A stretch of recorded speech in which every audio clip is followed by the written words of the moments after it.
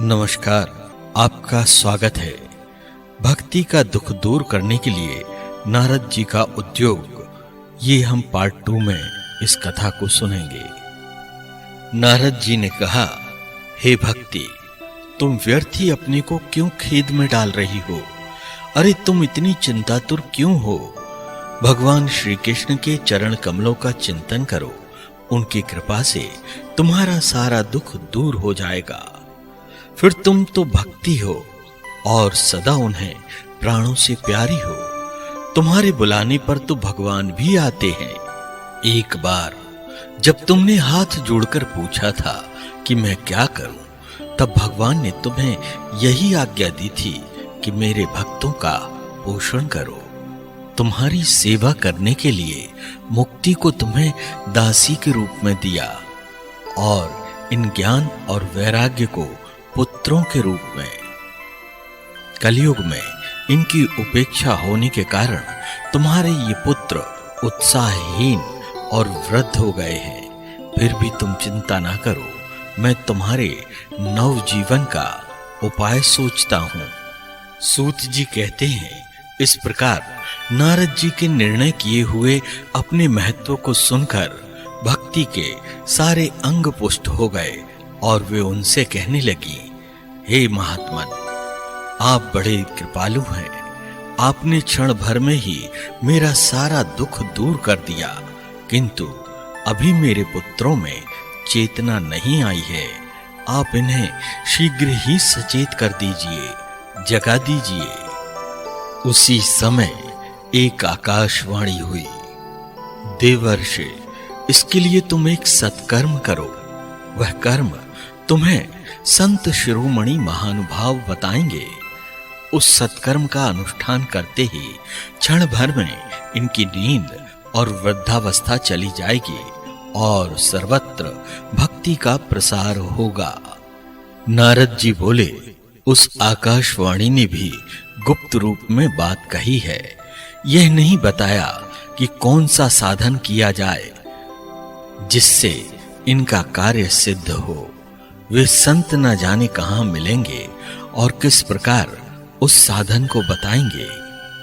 सूत जी कहते हैं, हे शौनक जी, तब ज्ञान वैराग्य दोनों को वहीं छोड़कर नारद मुनि वहां से चल पड़े और प्रत्येक तीर्थ में जा जाकर मार्ग में मिलने वाले मुनीश्वरों से वह साधन पूछने लगे।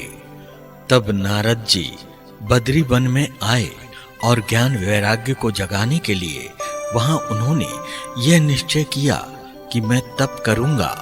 उसी समय उन्हें अपने सामने करोड़ों सूर्यों के समान तेजस्वी सनकादि मुनीश्वर दिखाई दिए। उन्हें देखकर वे मुनिश्रेष्ठ कहने लगे। नारद जी ने कहा, महात्माओं, इस समय बड़े भाग्य से मेरा आप लोगों के साथ समागम हुआ है। आप मुझ पर कृपा करके शीघ्र ही वह साधन बताइए। आप सभी लोग बड़े योगी, बुद्धिमान और विद्वान हैं। आप देखने में 5-5 वर्ष के बालक से जान पड़ते हैं, किंतु हैं पूर्वजों के भी पूर्वज। एकमात्र भगवत कथा ही आपके जीवन का आधार है। हरि शरणम, यह वाक्य सर्वदा आपके मुख में रहता है। इस समय आपका दर्शन बड़े सौभाग्य से हुआ है। मैं बहुत दीन हूं और आप लोग स्वभाव से दयालु, इसीलिए मुझ पर आपको कृपा अवश्य करनी चाहिए। सनकादिक ने कहा, देवर्षि, आप चिंता न करें, मन में प्रसन्न हो। उनके उद्धार का एक सरल उपाय पहले से ही विद्यमान है। ऋषियों ने संसार में अनेकों मार्ग प्रकट किए, किंतु वे सभी कष्ट साध्य हैं और परिणाम में प्रायः स्वर्ग की प्राप्ति कराने वाले हैं। अभी तक भगवान की प्राप्ति कराने वाला मार्ग तो गुप्त ही रहा है। पंडितों ने ज्ञान यज्ञ को ही सत्कर्म का सूचक माना है। यह श्रीमद् भागवत का पारायण है। सिंह की गर्जना सुनकर जैसे भेड़िया भाग जाते हैं, उसी प्रकार श्रीमद् भागवत की ध्वनि से कलयुग के सारे दोष नष्ट हो जाएंगे। नारद जी ने कहा, मैंने वेद वेदांत की ध्वनि और गीता पाठ करके उन्हें बहुत जगाया, किंतु फिर भी भक्ति, ज्ञान और वैराग्य ये तीनों नहीं जगे। ऐसी स्थिति में श्रीमद् भागवत सुनाने से वे कैसे जागेंगे?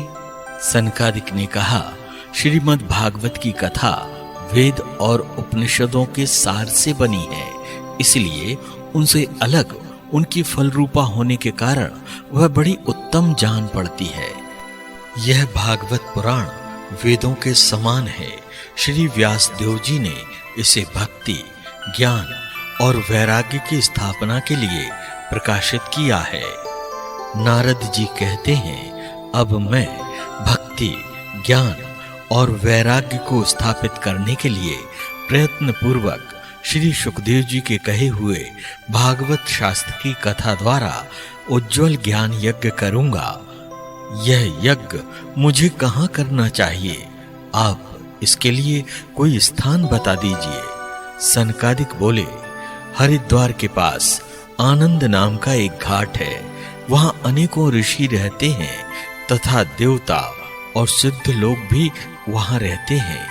भांति भांति के वृक्ष और लताओं के कारण वह बड़ा सघन है। वहां पर आप ज्ञान यज्ञ प्रारंभ कर दीजिए।